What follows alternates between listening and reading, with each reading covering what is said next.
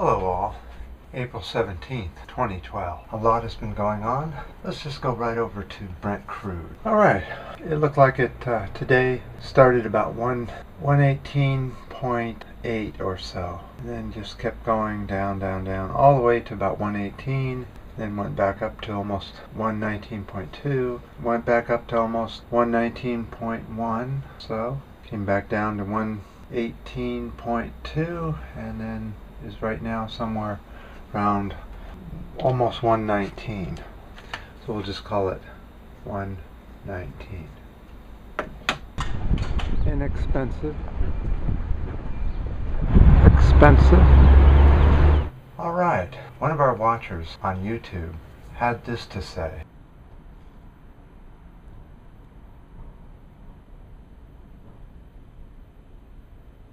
Most of what he says I agree with. What I wanted to discuss was this part right here.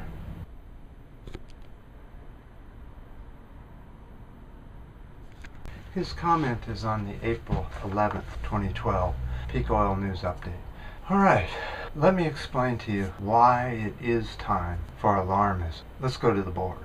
One of the big major problems is that if this is the planet Earth, and this is roughly the Ring of Fire, we are seeing 8.6s, 8.2s, and 9s over here, and 8s over here, and 6s and 7s over here in California, and a lot going on up here in Alaska. Endless earthquakes up here. It came out today that a leading earthquake scientist has said that all these huge earthquakes are completely unusual and it looks like the earth is cracking up. There's many reasons why that would be happening. First of all, we're taking the ice caps that used to be all here, and we're moving them all around the planet, which is redistributing the weight by quite a bit. So now it's pathetic, and then we have the Greenland ice sheet that's melting down and redistributing the weight. That's causing some of the earthquake. But we're also seeing small earthquakes over here in the middle of the United States, all over, especially around the East Coast now. Those never happen. That is completely new. That obviously is being caused by one thing and one thing only, is our appetite for fossil fuels. In this case, natural gas, but in other places you can get some crude oil out of it as well. The name of it is called fracking. We literally are blowing parts of the planet up to get this gas out. So we have all this explosions going on underneath around 2.5 miles down in the US.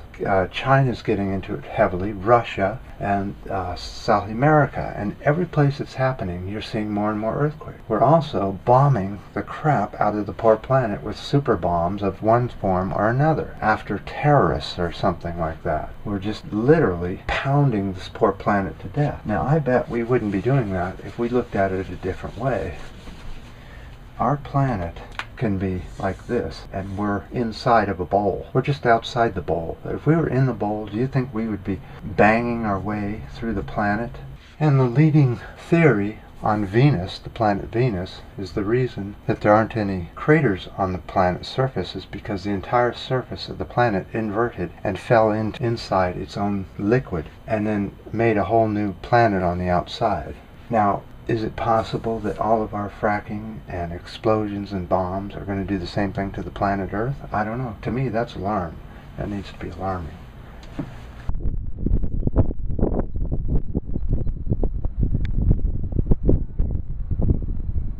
You know, another thing to get alarmed about is our global climate change, which is also being caused by fossil fuels, causing CO2 to go up, causing methane to go up, and causing moisture in the air to go up. Those are the three biggest greenhouse gases there are. And there's no better blame to put on it than fossil fuel consumption. Bigger cars. Here in the US, we're buying bigger vehicles. They're getting bigger and bigger and bigger, regardless of the gas prices. I've never seen anything like it.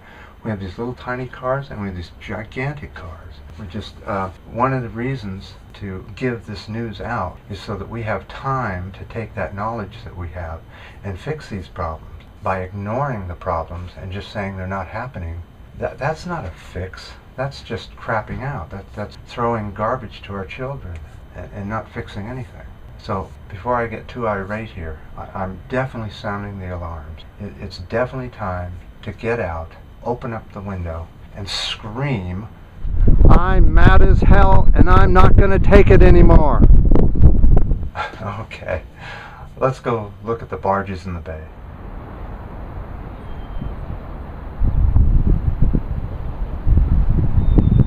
Okay, looks like we have 2 oil barges in San Francisco Bay.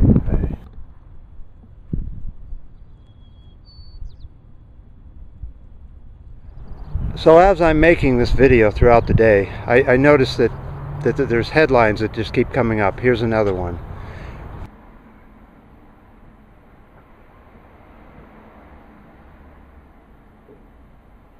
You know, with things getting so hot and climate change coming on so strong, how could we possibly think of going to war in the Arctic?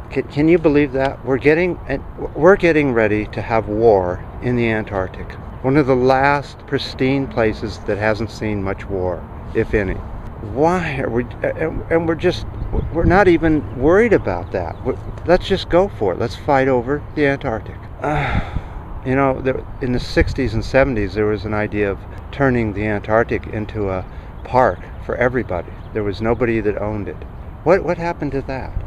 It was supposed to be a refuge for animal life. No drilling, no industrials, nothing. Now what happened? I'm mad as hell and I'm not going to take it anymore. Okay, this is the North American continent.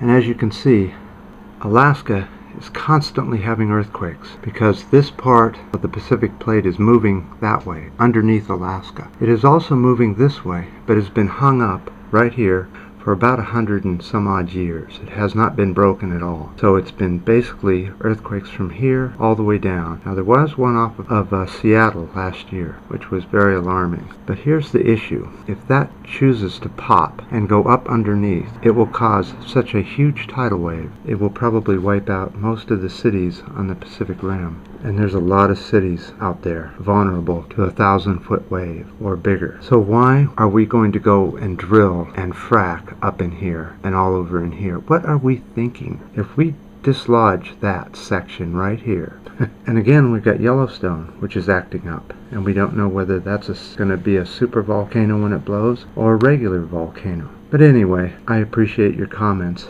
and I sure hope that somehow we can figure this out, because right now we don't seem to be working on figuring it out. Alright guys, I really think it is time for alarmism. Really. Let me know what you think.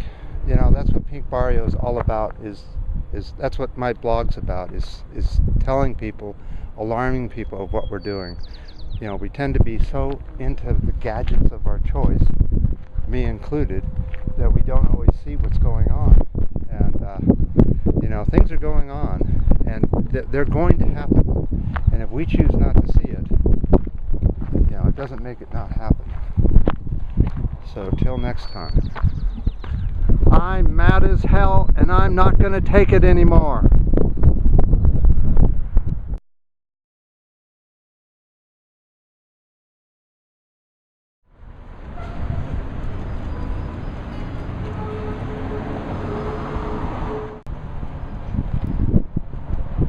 A black pigeon. What does that mean?